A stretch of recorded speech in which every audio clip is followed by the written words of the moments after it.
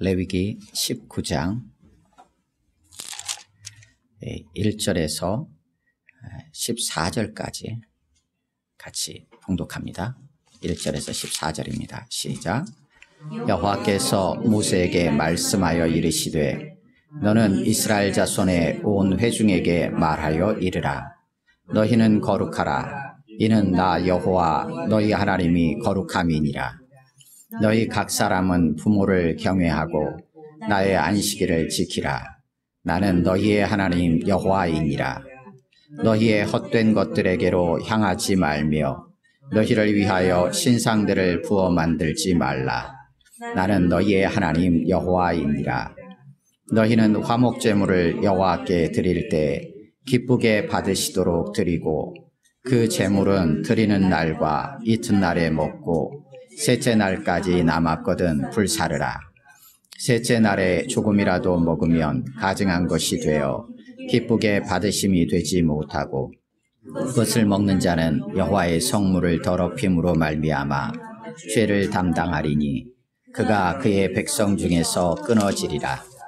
너희가 너희의 땅에서 곡식을 거둘 때 너는 반 모퉁이까지 다 거두지 말고 내 떨어진 이삭도 줍지 말며 내 포도원의 열매를 다 따지 말며 내 포도원에 떨어진 열매도 줍지 말고 가난한 사람과 거류민을 위하여 버려두라.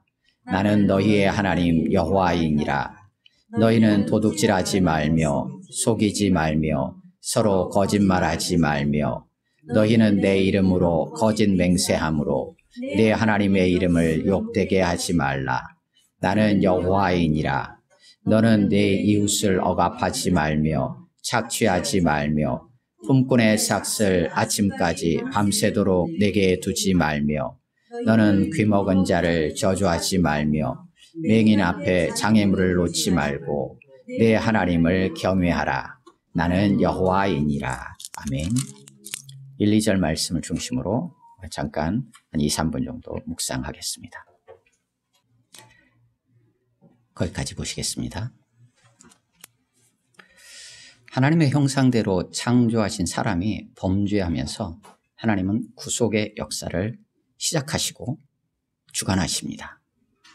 아브라함과 언약을 맺으시고 그 언약대로 이스라엘 자손을 애굽 땅에서 이끌어내셔서 건지신 후에 시내산에서 다시 한번 그 자손들, 민족과 언약을 체결하셨습니다.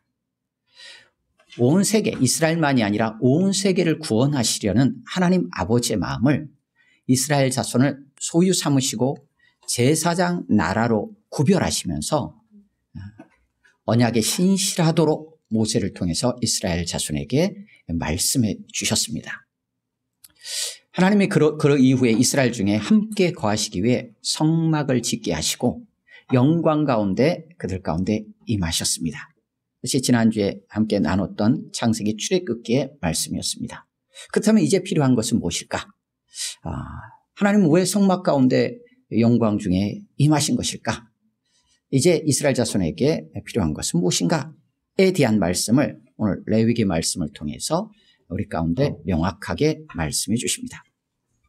레위기는 모세 5경 중에 세 번째로 위치되어 있는 책입니다. 창세기, 출애굽기, 레위기죠.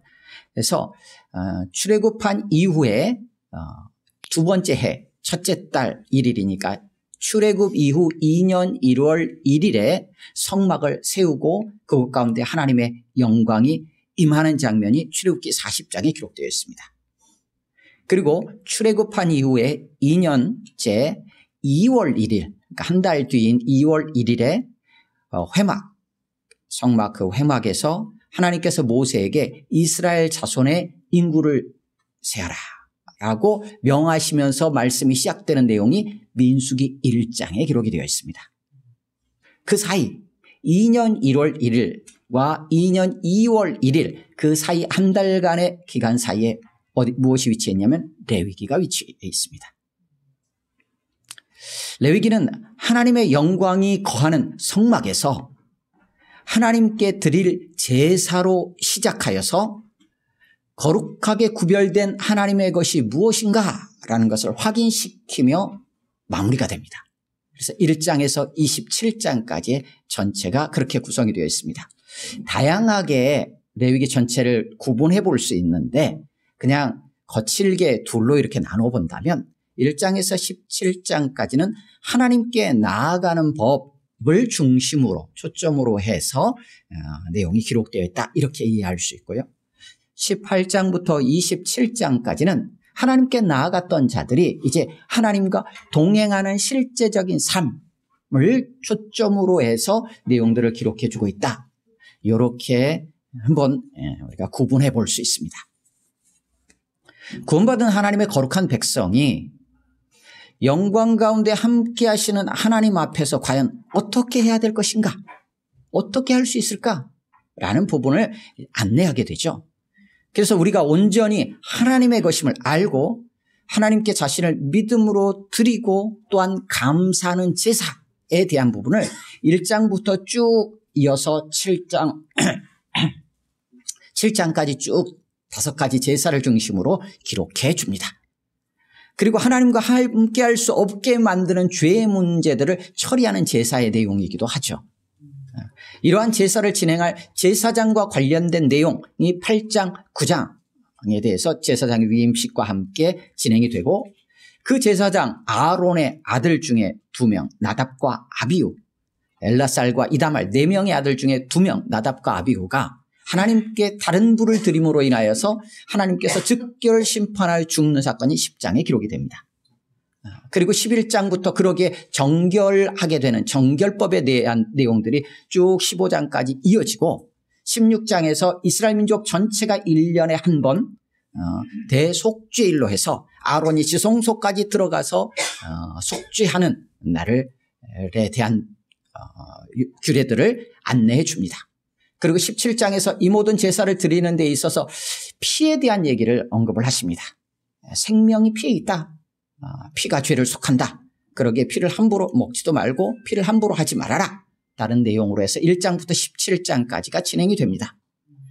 그리고 18장부터 해서 이제 떠나왔던 애굽 땅, 그 애굽 땅의 가증한 풍속 벗어버려라. 내가 너희를 인도할 가나안 땅, 그 땅의 가증한 풍속 따르지 말아라. 그리고 내가 너희에게 제시하는 이것을 행하라. 이것을 한마디로 딱 압축하면 거룩하라라는 거예요.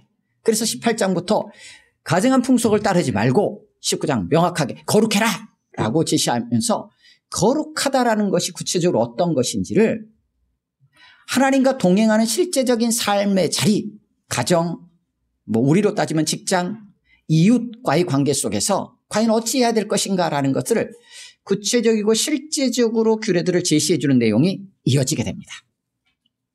그러다가 하나님을 기억하고 하나님과 동행하는 데 있어서 우리의 연약함을 아시기에 이것을 우리의 생활의 리듬 속에, 생활의 어떤 흐름 속에 딱 정리를 해 주십니다. 그게 뭐냐? 절기입니다. 그래서 23장부터 25장까지 절기에 대한 내용을 정리해 줍니다. 7가지 절기와 함께 기본이 되는 안식일에 대한 얘기와 또 이스라엘 민족 전체를 온전하게 회복하고 항상 다시 한번 기회가 주어질 수 있도록 하기 위해서 안식년, 민족 전체에게 모든 사람에게 다시 한번 다시 회복할 수 있는 기회를 또 주기 위해서 희년 50년에 한 번씩 이런 절기들에 대한 부분들을 제시해 주십니다. 그리고 26장에서 하나님의 말씀에 순종할 때 하나님께서 허락하실 은혜들, 하나님의 말씀을 지키지 않을 때 하나님께서 채찍을 드실 것에 대한 것을 말씀하시고 27장에서 마지막으로 하나님의 것에 대해서 확인시키고 마무리됩니다. 거룩이라는 부분, 지금은 이제 창세기부터 한 책의 한 구절 중심으로 이렇게 나누다 보니까 이제 주제에 대한 부분으로 좀 나누는 부분들이 좀 있습니다. 짧은 시간이기에 그 주제에 대한 걸 다 다룰 수는 없지만 잠깐씩 그냥 언급하고 이렇게 지나갈 수 있을 것 같습니다. 거룩에 대해서 물론 우리말의 거룩의 뜻은 조금 이렇게 다를 수 있어요. 뜻을 높이고 위대하다 뭐 이런 뜻으로 사전에 정의가 돼 있더라고요. 우리말로는 거룩이.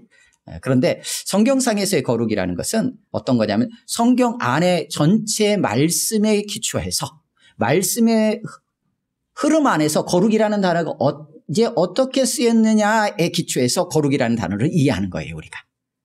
그래서 우리말의 사전적 의미하고는 조금은 이렇게 어감이 다를 수 있습니다.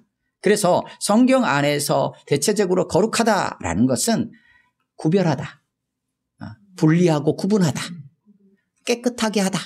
이게 기본적인 의미예요. 그게 기본적인 의미예요. 그런데 오늘 본문을 통해서 우리 오늘 본문 앞에 18장 29절, 26절부터 해서 30절까지 나와 있는 내용이 뭐냐면 18장 앞부분도 있지만 가증한 풍속을 따르지 않는 거예요. 예전에 애굽 땅에 있었던 그 풍속을 벗어버리는 것입니다. 에베소서 4장의 말씀에 의하면 우리 육체의 욕심을 따라 썩어져가는 구습, 그것을 따르는 옛사람을 벗어버리는 것입니다. 벗어버리고 그것에서 떠나고 또 인도할 가나안 땅의 가증한 풍속도 따르지 않고 그것도 기대하지 말고 어떻게 해야 되느냐 그러면 방향이 있어야 되잖아요. 방향이 하나님의 말씀. 하나님의 말씀을 따라가라. 이게 구별이에요. 그러니까 가증한 것을 벗어버리고 하나님을 따라 행하는 것. 그게 거룩하다라는 이해로 기본적으로 이해할 수 있어요. 그러면서 그러기에 보통 일반적으로 세상에 속했다고 하는 것에서 따로 떼내서 구별하여 하나님의 것이 되었다라고 하면 그것을 거룩하다라고 표현하는 것입니다. 그래서 구약의 제사를 드릴 때 구별해서 따로 떼냈어요. 소 자체가 뭐 거룩하냐 아니냐 이런 걸 얘기하는 게 아니라 소가 많이 있는데 그중에서 하나를 딱 1년 된 숫소를 한 마리 딱 데려왔어요. 그래서 하나님께 드린다 했을 때는 이것은 거룩하게 되는 거예요. 나무는 다 똑같아요. 조각목이든 무슨 잣나무든 나무들은 다 똑같은데 특별히 구별하여서 떼서 잘라서 성막을 짓는 기둥으로 삼았다. 그러면 그 순간 그게 거룩하게 되는 거예요. 그러니까 거룩이라는 의미는 그거예요. 따로 구분해서 분리해서 하나님의 것으로 삼은 것을 거룩, 이렇게 이해를 하시면 됩니다. 무엇보다도 오늘 본문에서 2절에서 이렇게 말씀하십니다. 내가 거룩하다. 하나님이 거룩하시다는 거예요. 거룩은 기본적으로 하나님의 속성으로 이해할 수 있습니다. 근데 무엇보다도 중요한 하나님의 속성이에요. 하나님의 거룩하심은 기본적으로 피조물이 아니에요. 우리 사람이 아니라는 거예요. 호세아 11장에서는 그렇게 됐어요. 나는 사람이 아니다 라는 부분에 있어서 거룩함이에요. 하나님의 하나님 되심, 그거 자체가 구분되어지고 구별되어진 하나님의 거룩하심이에요. 그래서 거룩은 하나님과 연결시켜서만 이해할 수 있어요. 우리말 사전적 의미 말고 우리가 성경 안에서 이해하는 거룩은 그렇다는 거예요. 그래서 창세기를 통해서 이해한다면 거룩하신 하나님께서 하나님의 형상대로 우리를 지으셨어요. 그럼 우리가 어떤 자들이 되는 거죠? 거룩한 자예요. 그래서 창세기 1장 26절 이하에서는 하나님의 형상대로 사람을 창조하셨다 되게 있는데 그것을 오늘 본문과 연결해서 이해한다면 그 모습이 바로 우리를 거룩하게 지으신 거예요. 거룩하게 지으신 거예요. 그리고 거룩하게 구별하여서 어떻게 하느냐? 통치하도록 생명을 흘려보내는 자로 살아가게 하셨죠. 그 삶이 뭐냐? 거룩한 삶이에요. 근데 그게 범죄함으로 깨어졌잖아요.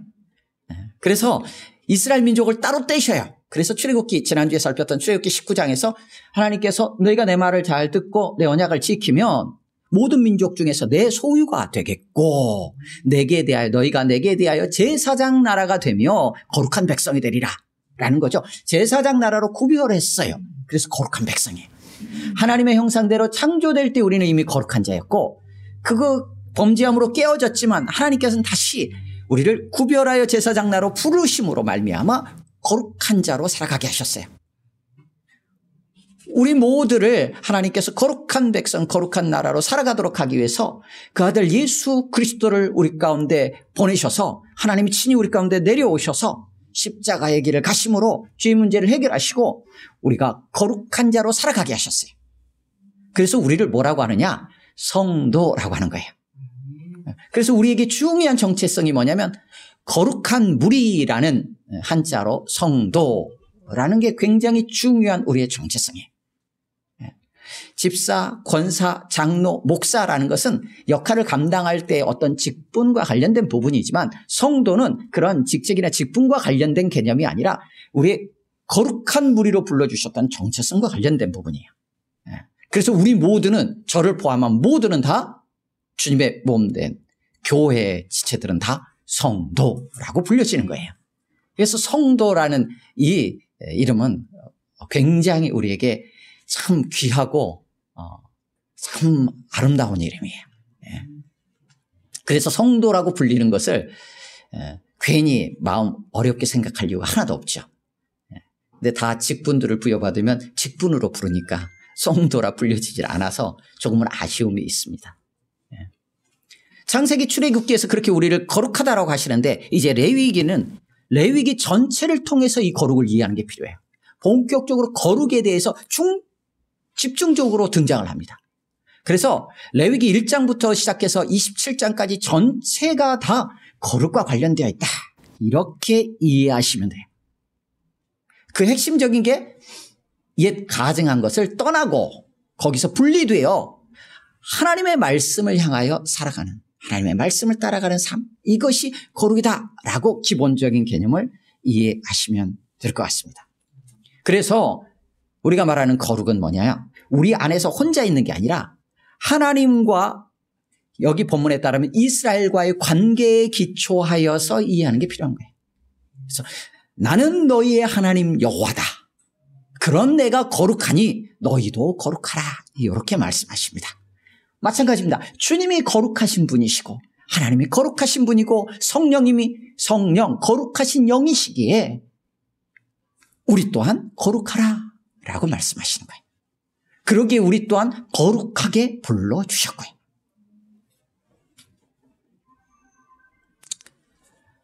거룩은 죄악과 부정, 불의에서 떠나 하나님의 말씀대로 깨끗하게 자신을 구별하여 행하는 삶입니다. 그러기에 기준은 하나님의 말씀입니다.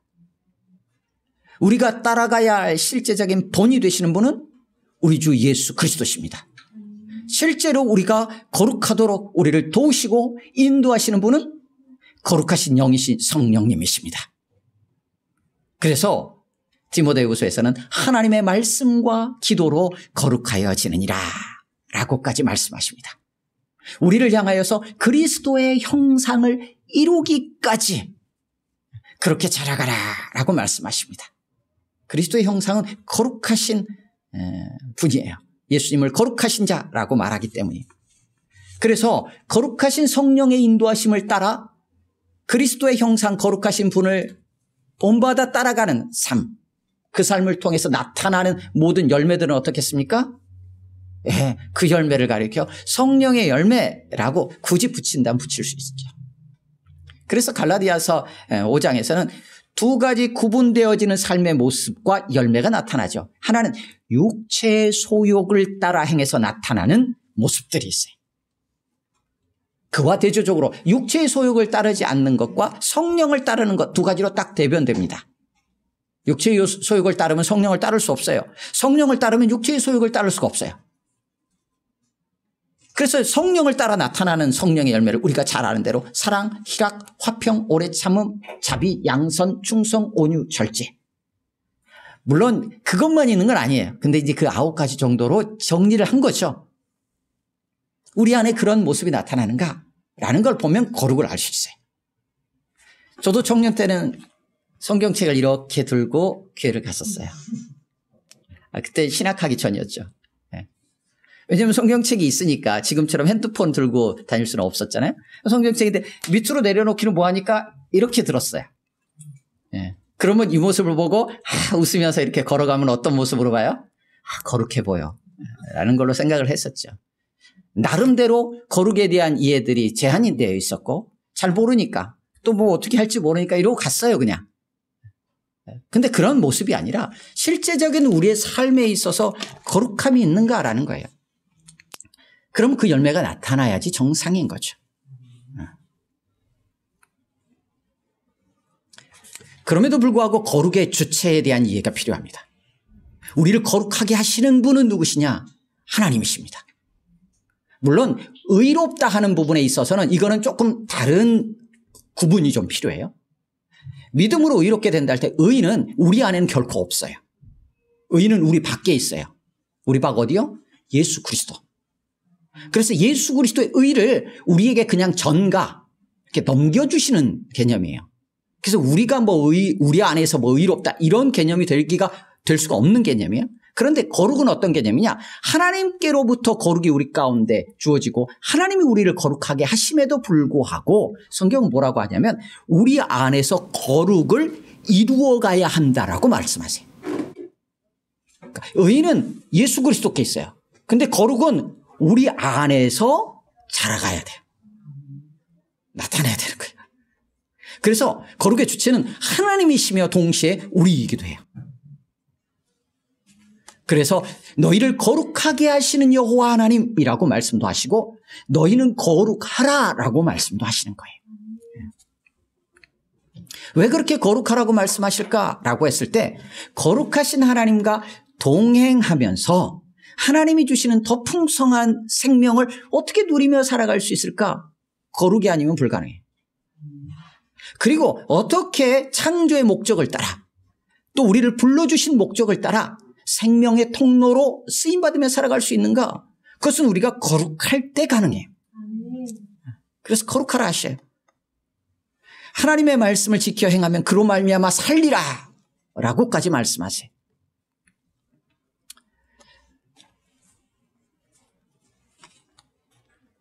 시간이 많이 갔기 때문에 오늘 추수감사절 그래도 구체적인 거룩의 모습에 대한 것을 제가 한번 좀 쭉 이렇게 읊어보도록 하겠습니다. 질문은 이겁니다. 나는 거룩한가? 라는 질문을 마음에 딱 담고 있었으면 좋겠어요. 나는 진짜 거룩한 사람인가? 나는 성도인가? 나는 오늘도 지금 이 시간에도 이 자리에서도 거룩한가? 거룩한 삶을 살아가고 있는가? 라는 이 질문. 나그네와 연약하고 가난한 자를 위해 추수할 때 밭모퉁이까지 다 거두지 않는 것이 거룩입니다. 몸이 불편한 이들을 함부로 대하지 않고 배려하는 것이 거룩입니다. 마음이 힘든 이들을 쉽게 판단하지 않고 들어주고 공감하며 함께하는 것이 거룩입니다. 미움과 다툼과 분열과 깨어짐과 죽음과 분노와 욕심이 가득한 세상과 시대 속에서 기꺼이 기어이 십자가의 길을 가시며 하나님 아버지의 사랑을 표현하시고 화평케 하시고 생명을 주신 우리 주님의 삶이 거룩한 삶입니다. 나눔과 분열이 생기고 깨어진 관계로 신음하는 이들 사이에서 어떻게든 화해시키고 관계 회복을 위해 눈물 지으며 씨름하는 몸부림이 거룩입니다. 더 얻고자 욕심을 내며 이미 주어진 많은 것들을 자신을 위해서만 누리려는 마음을 내려놓고 주변을 돌아보며 나누고 흘려보내는 손길이 거룩입니다. 다른 사람과 비교하며 부족하다고 느끼고 원망과 불평을 하거나 더 많이 가지기 위해 모든 것을 쏟으려는 세상에서 하나님을 예배할 수 있는 자녀로 불러주심에 감사하며 하나님이 이미 주신 것들을 나누며 함께 더불어 살아가는 기쁨과 만족을 찾는 발걸음이 거룩입니다. 원망과 불평이 나올 수밖에 없을 것 같은 상황, 쉽지 않은 현실 속에서도 신실하신 하나님의 선하심을 믿고 감사함으로 하루하루를 살아내는 것이 거룩입니다. 고집과 편견과 자기 중심적 생각을 버리고 경청하고 배려하고 수용하며 온유하고 겸손하게 말하고 행동하는 것이 거룩입니다. 아픔과 고통 가운데 눈물 흘리는 이들을 공감하고 위로하며 함께 눈물 흘리는 것이 거룩입니다. 사람들의 시선, 자기 욕망, 세상 기준에 맞춰 살아가는 세대에서 하나님의 말씀을 기준 삼고 그 말씀을 읽고 묵상하며 성령님의 도우심을 구하고 그 인도하심을 따라 행하는 삶, 그 삶의 여정을 걸어가는 것이 거룩입니다. 한마디로 표현하면 살리고 더 풍성히 살리는 방향으로 구별된 삶, 그것이 거룩한 삶입니다. 그래서 거룩하신 하나님의 마음이 담겨있는 말씀을 지키는 것, 그리스도를 닮아가는 삶, 성령님의 인도하심을 따라 행하는 삶의 여정이 거룩한 삶입니다. 추수감사주일입니다. 그렇게 우리가 지키고 있어요. 감사, 내가 저 사람에게 없는 것이 있어서 감사라는 것은 이 세상에서 누구나 다 하는 감사입니다. 저 사람보다 건강해서 저 사람 못 먹고 있는데 나는 먹을 수 있어서 감사하다. 거룩한 감사는 어떤 거냐면 지금 나에게 있는 것을 누군가에게 나눠줄 수 있는 하나님께 감사합니다. 내가 나눌 수 없을 정도로 힘든 상황이었으면 힘들었던 상황 속에서도 신실하신 하나님을 붙잡을 수 있어서 감사합니다. 이게 거룩한 감사의 표현이 아닌가 생각하게 됩니다. 정리합니다. 사람은 창조될 때부터 하나님의 형상대로 거룩하게 구별된 존재입니다. 범죄한 이후에 이스라엘 자손은 하나님의 언약에 근거해 거룩하게 구별되었습니다. 하나님 바로 그 거룩한 백성에게 하나님의 거룩하심과 같이 거룩하라 라고 오늘도 말씀하십니다. 우리 또한 예수 그리스도 안에서 생명을 얻고 주님의 몸으로 부름받은 거룩한 백성 성도들입니다. 그러기에 우리 자신만을 위해 육체의 욕심을 따라 행하려는 옛사람을 벗어버리고 다른 이들도 생명을 얻고 더 풍성히 얻도록 하나님의 말씀을 기준 삼고 그리스도의 형상을 이루기까지 성령의 인도하심을 따라 삶의 여정을 걸어가십시다. 하나님이 우리를 온전히 거룩하게 하실 것입니다. 아멘. 함께 기도합니다. 말씀을 기억하면서 나는 거룩한가 돌아보고 나는 거룩한 감사로 살아가고 있는가 한번 돌아보면서 진정한 감사를 드릴 수 있었으면 좋겠고 거룩한 자로 우리를 그렇게 이끌어 가실 성령의 인도하심을 잘 따라가도록 좀 도와달라고 또 우리 주변에 함께 거룩하게 될 자들을 생각하면서 1, 2분 정도 같이 기도합니다.